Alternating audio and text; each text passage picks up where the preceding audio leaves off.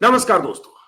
प्रधानमंत्री मोदी के घुसपैठिए वाले बयान को लेकर, प्रधानमंत्री मोदी के उस बयान को लेकर जो बयान प्रधानमंत्री मोदी ने परसों राजस्थान के बांसवाड़ा में दिया, जिसमें प्रधानमंत्री मोदी ने कहा, सामने जो भीड़ थी उनसे कहा कि आपकी संपत्ति, आपके गहने, आपके मंगलसूत्र मुसलमानों में बांट दिए जाएंगे।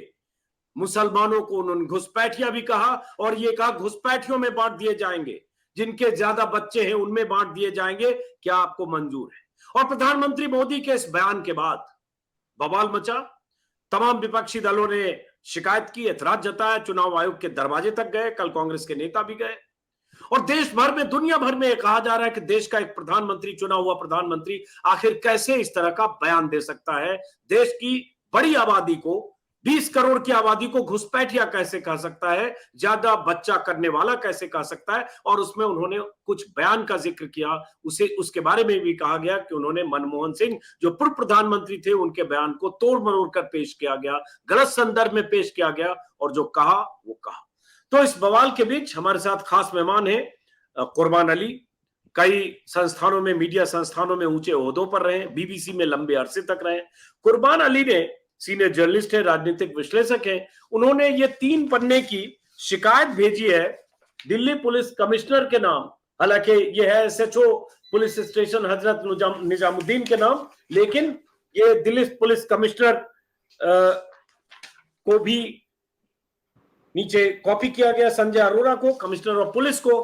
और ये शिकायत कुर्बान अली ने ये भेजी है, और उम्मीद करते हैं शायद कि इस पर एफआईआर हो, कुर्बान अली ऐसा चाहते हैं। शिकायत भेजी गई नरेंद्र मोदी के भाषण को लेकर कि नरेंद्र मोदी ने जिस तरह का भाषण दिया वो समुदायों के बीच दुश्मनी फैलाने, और उसके बाद जो एक सेंटिमेंट है उस सेंटिमेंट को नुकसान पहुंचाने, और उनके बयान से जो provision of representation of people act है उसका उल्लंघन हुआ है, इसके लिए उनके खिलाफ एफआईआर दर्ज। और सवाल उठता है, जिस दौर में चुनाव आयोग से लेकर तमाम संस्थाओं पर आरोप लग रहे हैं कि प्रधानमंत्री के खिलाफ कोई कार्रवाई नहीं हो रही है, विपक्षी दल कह रहा है उनके बयान आचार संहिता के खिलाफ है, उन पर कोई कार्रवाई हो, कोई जानकारी नहीं है कि चुनाव आयोग कुछ करेगा या नहीं करेगा, उस बीच कुर्बान अली का ये शिकायत करना सीधे दिल्ली पुलिस से और एफआईआर की मांग करना, क्या ऐसा हो पाएगा? इसी को समझने के लिए हमने खास तौर से कुर्बान अली साहब को बुलाया। कुर्बान अली साहब, पहले मैं चाहता हूं कि ये शिकायत है जो आपने एसएचओ हजरत निजामुद्दीन पुलिस को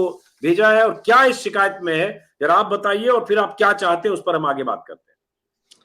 अजीत जी, मैं आपके सवाल का जवाब दूं, जरा 1 मिनट में लूंगा इसकी पृष्ठभूमि के लिए। आप जानते हैं और आपने इस विषय पर कई बार मेरे साथ चर्चा की है अपने इस शो में कि 2021 में जब हरिद्वार में तथाकथित धर्म संसद हुई थी, और उस समय के कुछ बहुत ही एंटी सोशल एलिमेंट में कहूँगा, असामाजिक तत्वों ने पूरे देश को एक चैलेंज दिया था, नरसंहार की अपील की थी, जेनोसाइड की अपील की थी। तो हमने कुछ दिन तक इंतज़ार किया कि शायद कानून अपना काम करेगा और ऐसे लोगों पर अंकुश लगाने का काम करेगा, मगर वो जब नहीं हुआ तो मैंने सुप्रीम कोर्ट में एक पीआईएल दायर की, और उसका नतीजा ये हुआ कि वो जो तथाकथित धर्म संसद आयोजित करने वाले लोग थे उनको अदालत के आदेश पर गिरफ्तार करना पड़ा, उत्तराखंड पुलिस को गिरफ्तार करना पड़ा, उनके खिलाफ मुकदमा दर्ज करना पड़ा, याद है मुझे, हेट स्पीच के मुद्दे पर। जी में भी एक जी हेट स्पीच के मुद्दे पर एक टीवी चैनल के मालिक के खिलाफ कार्रवाई हुई, और बहुत सारे लोगों को, और फिर वो एक नज़ीर बनी कुर्बान अली वर्सेस अदर्स। और महाराष्ट्र में भी जब ये हेट स्पीच के नाम पे रैलियां निकाली गई तो वहाँ भी मेरे इस अपील को हवाला देते हुए, नज़ीर बनाते हुए वहाँ उन लोगों के खिलाफ कार्रवाई की गई। उसमें तो सुप्रीम कोर्ट के जज ने कह दिया था सरकार को कि क्या आप इम्पोर्टेंट है, नपुंसक है। बिल्कुल, इतनी कड़ी वो टिप्पणियां की गई थी, दिल्ली पुलिस को काफी हड़काया था, बल्कि उनको एक थोड़ा सा सस्ते में छोड़ दिया। उन्होंने ऑन ओथ झूठ बोला था दिल्ली पुलिस में कि कोई हेट क्राइम दिल्ली में नहीं हुआ, और सुप्रीम कोर्ट ने फिर उनको कहा कि you come with a better affidavit, और वो फिर दूसरा एफिडेविट जब पुलिस लेके आई तो उसमें उन सारी बातों को मान लिया गया जो हम अपनी अपील में कह रहे थे और चाहते थे कि उस पर कार्रवाई हो। लेकिन अभी 2 दिन पहले अजीत जी, जब मैंने प्रधानमंत्री को बांसवाड़ा की सभा में, और आप जानते हैं आजकल तो हर टीवी चैनल पे दिखाया जाता, खास करके प्रधानमंत्री की रैली को, तो मुझे एकदम धक्का लगा यक, और मुझे लगा कि ये कोई लोकसभा का उम्मीदवार बोल रहा है, कोई पार्टी का मामूली कार्यकर्ता बोल रहा है, या मेरे इस महान देश का प्रधानमंत्री बोल रहा है। ये डाइजेस्ट करने में मुझे एक आध मिनट लगा, और मैंने कहा कि ये किस तरह की भाषा है, ये तो गुंडे मवाली बोला करते हैं, गली मोहल्ले के नेता बोला करते हैं, प्रधानमंत्री से इस तरह के भाषण की तो कल्पना भी नहीं की जा सकती। लेकिन फिर मुझे लगा कि प्रधानमंत्री जी जिस भट्टी में तब के आए हैं, और जो पिछले 100 साल का इतिहास है, वो तो नफरत फैलाने का ही इतिहास है, और अब चूंकि उनको शायद ये लग रहा है कि चुनाव उनके हाथ से निकल रहा है, वो जो 300 पार और 400 पार की बात कर रहे थे, वो शायद उन्हें होता हुआ नहीं दिख रहा है, तो वो इस पर आ गए।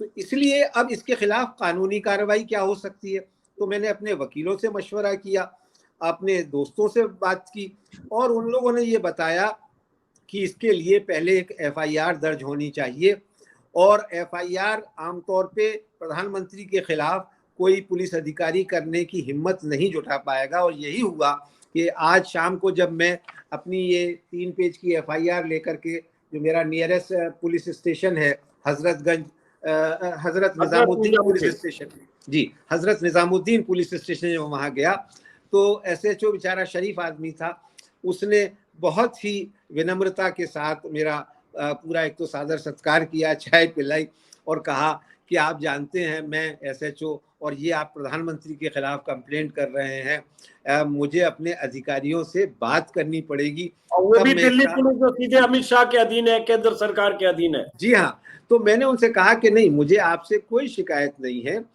मैं समझ सकता हूँ आपकी मजबूरी और परेशानी, लेकिन आप मुझे अगर रिसीव कर लेते हैं तो बहुत अच्छा है, और अगर आप मेरी इस कंप्लेंट को, जो एफआईआर है दरअसल, और प्रधानमंत्री के खिलाफ ये धाराएं हैं 153A, 153B, 298, 504, 505, इसके तहत, और दूसरे सेक्शन है 123(3), 123(3A और 125 of the representation of the people's act 1951, इनका खुलेआम उल्लंघन हुआ है, बल्कि इसकी धज्जियां उड़ाई गई हैं प्रधानमंत्री ने अपने भाषण में, तो उनके खिलाफ कार्रवाई होनी चाहिए। एसएचओ ने कहा है कि वो सुबह तक का वक्त उन्होंने मुझसे मांगा। मैंने कहा कि 10 बजे तक आप मुझे बता दीजिए कि आप इस एफआईआर को दर्ज करते हैं या नहीं करते हैं। अगर आप नहीं करेंगे तो फिर मैं सीजेएम पटियाला हाउस कोर्ट में जाऊंगा और 156(3) के तहत मैं अदालत से ये दरख्वास्त करूंगा कि मेरी ये FIR police station Hazrat Nizamuddin में दर्ज होनी चाहिए और उस पर फिर कार्रवाई होनी चाहिए। अजीत जी, ये करना इसलिए भी जरूरी था। एक सिर्फ सवाल, आपको जो हजरत निजामुद्दीन थाने के एसएचओ हैं, उन्होंने आपको इस जो आपकी शिकायत है इसकी रिसीविंग भी नहीं दी, मतलब इसको रिसीव नहीं किया मेरे ख्याल से, जो देख रहा हूँ कहीं किसी का दस्तखत नहीं है, जी आपका नहीं, उन्होंने रिसीव नहीं किया है, लेकिन मैंने उनके व्हाट्सएप पर भी भेज दिया है, तो मेरे पास तो ये रिकॉर्ड है कि मैंने पुलिस को ये अर्जी दी। अब पुलिस ने इसके ऊपर कार्रवाई नहीं अगर की है, कल सुबह तक नहीं वो करते हैं, और ज्यादातर उम्मीद यही है कि वो नहीं कर पाएंगे, क्योंकि कई जगह इस तरह की खबरें अब आ रही हैं कि प्रधानमंत्री के खिलाफ एफआईआर दर्ज करने की कोशिश हुई। हमारी मित्र हैं कविता श्रीवास्तव जयपुर में, उन्होंने पीयूसीएल की तरफ से, तो वहाँ लेकिन पुलिस ने उसका संज्ञान लिया है, एक्नॉलेज किया है, और जो जहाँ उन्होंने ये बांसवाड़ा में भाषण दिया था वहाँ एसपी को रिकमेंड किया है। तो कहीं कहीं ये लग रहा है कि अधिकारी काम कर रहे हैं जो कानून के तहत उन्हें करना चाहिए, लेकिन चूंकि उम्मीद नहीं है इसलिए हमको ये रास्ता अख्तियार करना पड़ा। अब दूसरी चीज ये है कि इसी जो हमारा हेट स्पीच का पीआईएल सुप्रीम कोर्ट में है अभी, क्योंकि उस पर कोई जजमेंट नहीं आया है, फाइनल हियरिंग नहीं हुई है, और जब जब इस तरह की चीजें होती हैं हम उसमें इंटरवेंशन करते हैं और अदालत से उनका वो मांगते हैं कि हमारे साथ इस मामले में इंसाफ करे अदालत, और नोटिस जारी करे जो कंसर्न अथॉरिटीज हैं। तो जिस तरह से आप जानते हैं सदन में होता है कि स्पीकर से वो मांगा जाता है आश्रय कि भाई आप हमारी मदद कीजिए। वही काम फिर हम जब CJM पटियाला हाउस कोर्ट की तरफ से अगर आदेश हो जाता है FIR का तो बहुत अच्छा, अगर वो भी नहीं होता है तो फिर हमारे पास कोई रास्ता नहीं बचेगा सुप्रीम कोर्ट जाने के। और चूंकि अभी 6 जो चरण हैं वो बाकी हैं इस चुनाव के, और अभी ये लोग जिस तरह के हालात बन रहे हैं उसमें रोज अभी खबर आई है कि मुख्यमंत्री उत्तर प्रदेश योगी आदित्यनाथ ने भी कुछ इसी तरह के जहरीले बयान दिए हैं। तो इन पर कैसे अंकुश लगाया जाए। हम दुनिया के सबसे बड़े लोकतंत्र हैं, हमें फख्र है कि हमने पिछले 75 वर्षों से अपनी इस डेमोक्रेसी को इमरजेंसी के 19 महीने छोड़ दीजिए तो अक्षुण्ण बना के रखा है, उसको तबाह बर्बाद न किया जाए, खत्म न किया जाए। तो ये आपको लगता है, मतलब आप कह रहे हैं कुर्बान अली साहब कि कल 10 बजे तक का आपने दिल्ली पुलिस SHO का वक्त दिया है कि अगर 10 बजे तक उनकी तरफ से सूचना नहीं आती है कि आपकी शिकायत के आधार पर FIR दर्ज होगी तो आप कल पटियाला हाउस कोर्ट जी बिल्कुल CJM पटियाला हाउस कोर्ट में पटियाला हाउस कोर्ट जाएंगे 156 के तहत आप FIR दर्ज करने का आदेश अदालत से लेंगे। अब बात आती है कि और उसके बाद नहीं हुआ तो अदालत ने कहा कि मतलब अदालत आपके मुफीद अगर आदेश देने को तैयार नहीं हुई तो हम सुप्रीम कोर्ट जाएंगे। हमने पिछले ये हेट स्पीच के जितने मामले हुए हैं उनमें कई बार ये हुआ, अदालत ने, सुप्रीम कोर्ट ने हमसे कहा कि आप सीधे हमारे पास नहीं आइए, आप कंसर्न अथॉरिटीज के पास जाइए। तो हम क्योंकि उस वक्त में कई धर्म संसद आयोजित करने की धमकियां दी गई थी। उत्तर प्रदेश में प्रयागराज में एक हो भी गई थी, एक ऊना में होने वाली थी हिमाचल प्रदेश में, एक हरियाणा में होने वाली थी और एक दिल्ली में होने वाली थी। तो उसके लिए अदालत ने कहा कि आप कंसर्न अथॉरिटीज, वो स्थिति अलग थी ना कुर्बान अली, वो तो चलिए हेट स्पीच वाले जो भगवाधारी जो उस हिंदुत्व कट्टर हिंदुत्व वाली ब्रिगेड के जो लोग थे उनके खिलाफ हो गया, लेकिन यहाँ तो देश के प्राइम मिनिस्टर के खिलाफ आप सीधे FIR की बात कर रहे हैं, FIR दर्ज करने की। जी तो ये आपको लगता है कि इस दौर में ये मुमकिन है?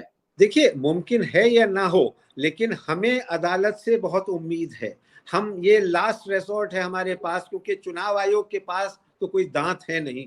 तमाम राजनीतिक दलों ने, मुख्य विपक्षी दल कांग्रेस पार्टी के नेताओं ने जाकर के चुनाव आयोग से कहा है, और पूर्व चुनाव आयुक्तों का और रिटायर्ड सुप्रीम कोर्ट के जजेस का ये कहना है कि इस मामले में इलेक्शन कमीशन को सो मोटो यानी अपने आप से कारण बताओ नोटिस जारी करके प्रधानमंत्री के खिलाफ कार्रवाई करनी चाहिए।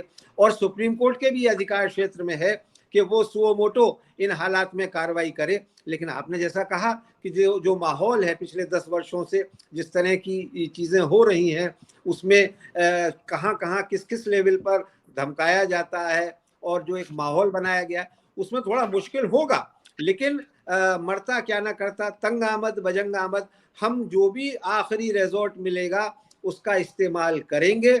और हमने ये देखा है, आपको यहाँ ये याद दिला दूं कि मैं उस परिवार से आता हूं कि 1971 में जब श्रीमती इंदिरा गांधी के खिलाफ राजनारायण ने इलेक्शन पिटीशन दायर किया था तो मेरे वालिद मरहूम वो उनके इलेक्शन एजेंट थे और उन्होंने इलाहाबाद हाई कोर्ट में गवाही दी थी जिसमें इंदिरा गांधी के इलेक्शन को खारिज किया गया था।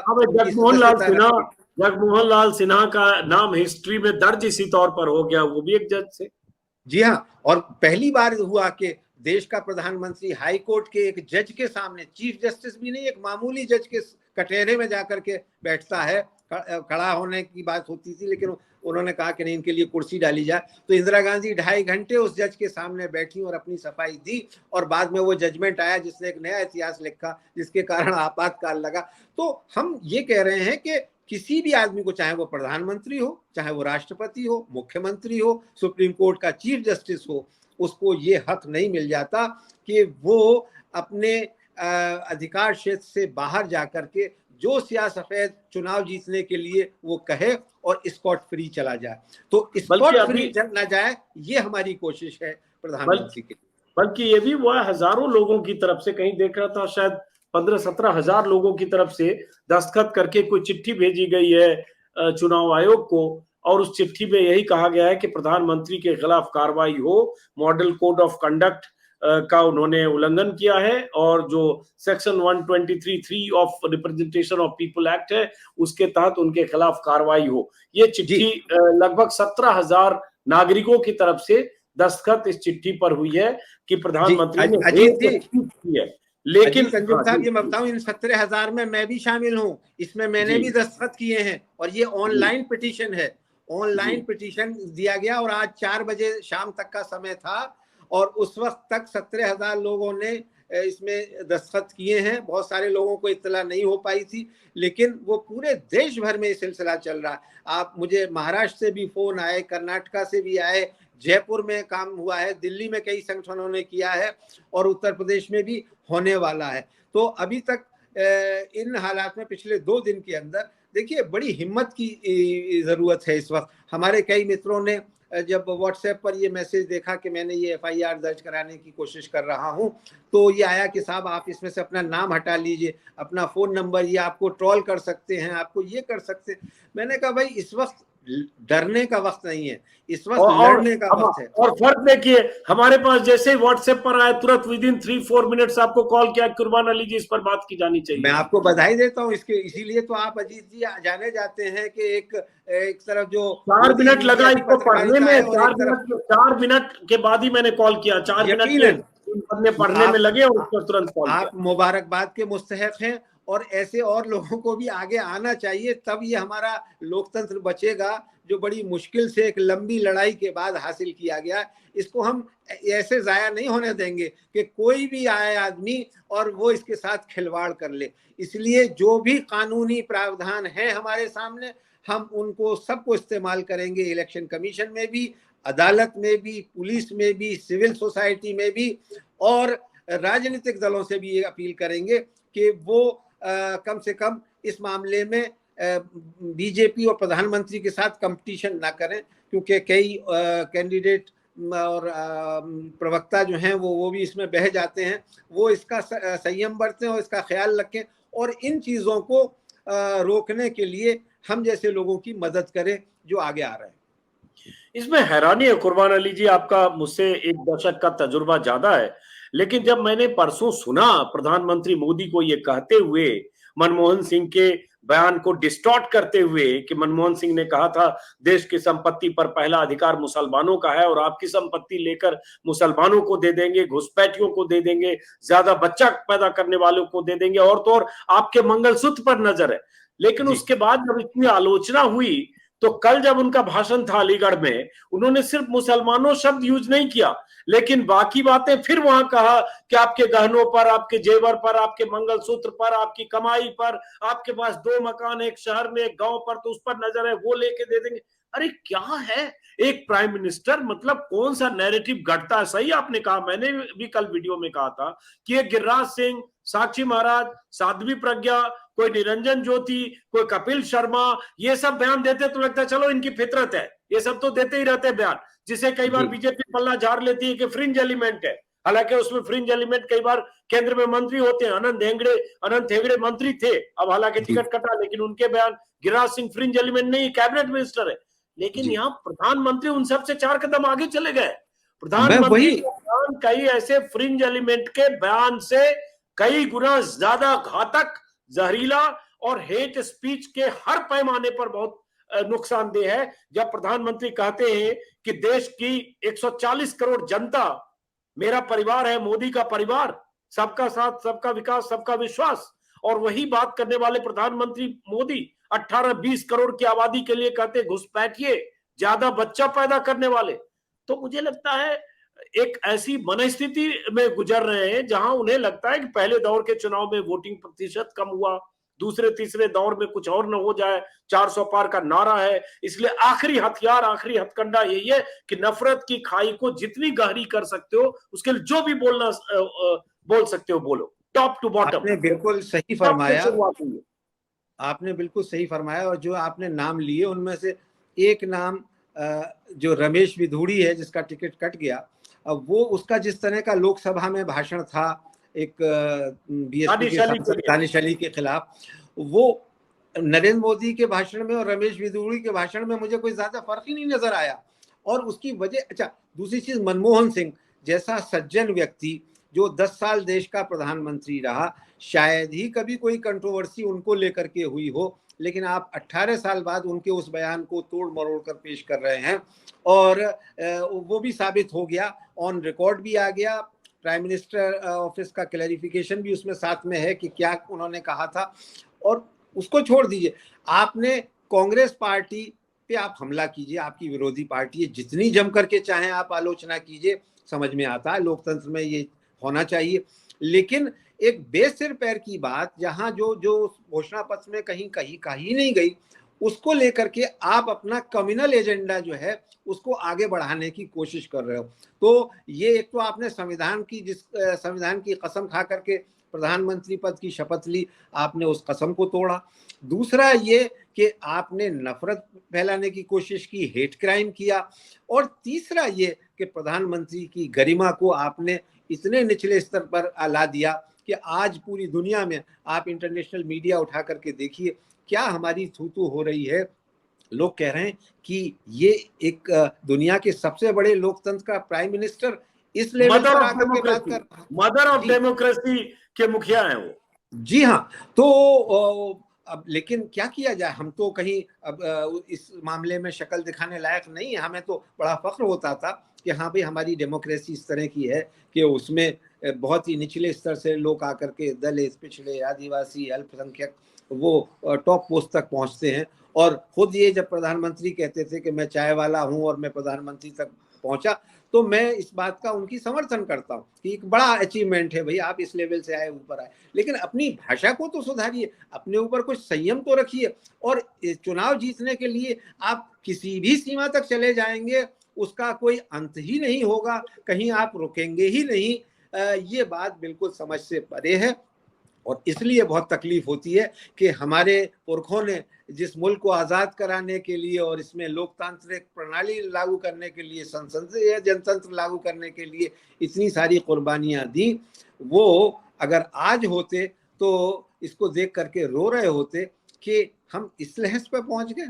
भाई आपने तो 10 साल बड़ी क्रांति की है, आपने तो देश की अर्थव्यवस्था को ऊंचाई पर ले गए हैं, दुनिया की तीसरी बड़ी अर्थव्यवस्था बनाया।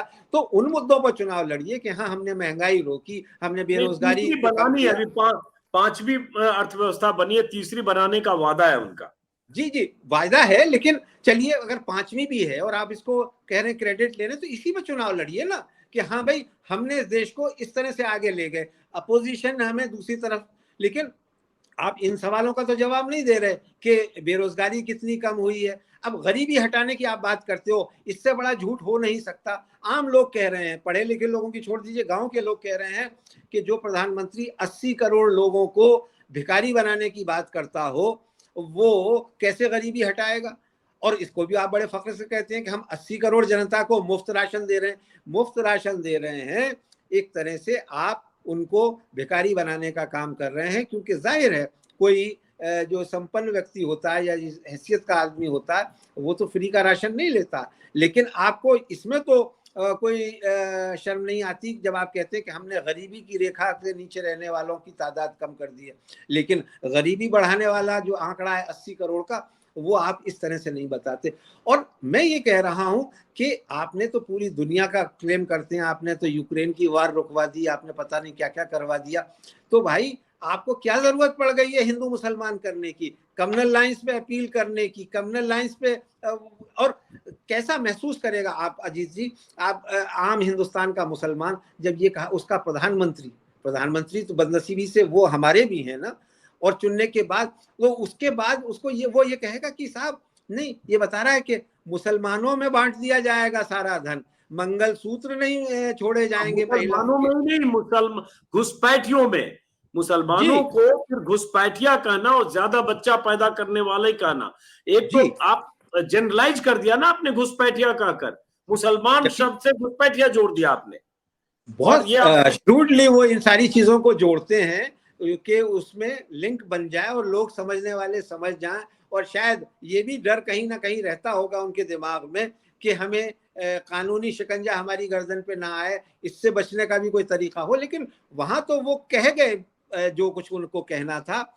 इससे ज्यादा मेरे ख्याल में अब और क्या कहेंगे वो। जो उन्होंने बांसवाड़ा की सभा में कहा है, और वो बहुत ही शर्म की बात है अजीत जी। सही बात है। आपने कहा ना कि मुसलमान, आम मुसलमान पर क्या गुजरता होगा। मैंने कल एक वीडियो किया है और मैंने जी जिक्र किया है, आप पता नहीं आपने देखा कि नहीं, अतिया जैदी इरफान हबीब साहब की जो पत्नी है, उन्होंने जी एक ट्वीट किया था परसों देर रात, उसी पर जी मैंने वीडियो में बहुत जिक्र किया है, जिसमें उन्होंने कहा, why does my PM hate me, ji और will anyone tell me what wrong have I done. और उसके बाद उन्होंने अपने पारिवारिक पृष्ठभूमि, अपने ग्रैंड पेरेंट्स के बारे में, और उसके बाद बताया कि उनके बच्चे, और तो ये कोई भी तकलीफ से गुजर सकता है कि आप जब जनरलाइज होके ऐसा प्राइम मिनिस्टर स्टेटमेंट देता है तो उस खांचे में सब फिट है, अगर वो मुसलमान है तो। क्योंकि तो साहब उन्होंने ये नहीं कहा कि उधर से बांग्लादेश से आए 5 लाख या 10 लाख 20 लाख घुसपैठिए, या रोहिंग्या भी बोलते तो लगता है चलो हम तो रोहिंग्या नहीं है। उन्होंने सीधे कहा मुसलमानों को। जी अजीत जी, और यही तो हिंदू राष्ट्र है। और हिंदू राष्ट्र कैसा होगा जब आप 20 करोड़ से ज्यादा बड़ी तादाद को सीधे सीधे आप घुसपैठिया, आप उनको अदर समझने लगेंगे, नंबर 2 का नागरिक बना देंगे। तो यही तो हिंदू राष्ट्र होगा। यही तो गोलवलकर साहब ने we our nationhood defined में कहा है कि भाई आप लोग यहाँ रह सकते हो सर छुपा करके, सर नीचा करके, और आप अपने अधिकारों की बात मत करिए, सिविल राइट्स की तो बात छोड़ ही दीजिए, बल्कि आपको तो ये विधा सीखनी चाहिए कि आप मेजॉरिटी कम्युनिटी के रहमो करम पर कैसे इस देश में रह सकते हैं।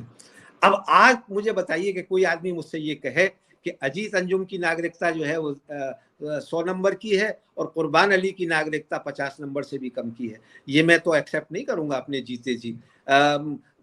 वो हुआ होगा हिटलर के ज़माने में जर्मनी में यहूदियों के साथ में, लेकिन आज हम 21वीं सदी में और लोकतंत्र में रह रहे हैं, इसलिए हम इस बात को आसानी से मानने वाले नहीं हैं। आपने जो चाहे नैरेटिव चलाएं, आप जो ब्लेटेंट तरीके से मेजॉरिटेरियन कम्युनल एजेंडा चलाते हैं, हर मामले में चलाया, 400 सांसदों में से एक मुसलमान नहीं, एक ईसाई नहीं, गलती से एक सिख है, इसे आप पार्टिसिपेटरी डेमोक्रेसी कह लेते हैं, इसे आप इंक्लूसिव डेमोक्रेसी कह लेते हैं, और कह लेते हैं कि ये भारतीय संविधान के तहत चुनी हुई सरकार है। लेकिन क्या दिल पे हाथ रख करके इस बात को कह पाओगे कि जो कह रहे हो वो सही है? ये बिल्कुल गलत है, सरीहन गलत है, और इसका कोई जस्टिफिकेशन नहीं हो सकता। इसलिए जब तक अंबेडकर के बनाए हुए कॉन्स्टिट्यूशन से पे काम हो रहा है इस देश में, और मुझे उम्मीद है कि होता रहेगा, अदालतें इस मामले में काफ़ी हद तक आगे आई हैं। कई बार लगता है कि शायद वो डर गई हैं या वो उतना नहीं कर पा रही हैं जितना हम एक्सपेक्ट करते, लेकिन फिर भी मुझे उम्मीद है कि अभी ये इलेक्शन बॉन्ड के नाम पर सुप्रीम कोर्ट ने जिस तरह से इन लोगों की कलई खोली, उससे त्राहिमाम मच गया, और अब एक तरह से कलई खुलती चली जा रही है हर चीज़ की, कि 10 साल की जिन उपलब्धियों को गिनाया जा रहा है, जिन पर अरबों रुपया प्रचार प्रसार पे लुटाया गया, वो दरअसल उसकी हकीकत क्या है। और इसीलिए आपने सही कहा कि पहले ही दौर के उसमें जो कम परसेंटेज वोटिंग, और दूसरा ये कि खबरें भी आती होंगी, हमने भी पश्चिम उत्तर प्रदेश की 8 सीटों में से देखा है कि कम से कम 4 सीटों पर तो बहुत ही ज़बरदस्त मुकाबला, और 2-3 सीटों पर तो अलायंस के गठबंधन के उम्मीदवार स्पष्ट रूप से जीतते नजर आ रहे हैं। बहरहाल ये तो 4 जून को पता चलेगा, लेकिन हाँ, इनकी बौखलाहट और घबराहट ने ये साबित कर दिया है कि ये चुनाव हार रहे हैं।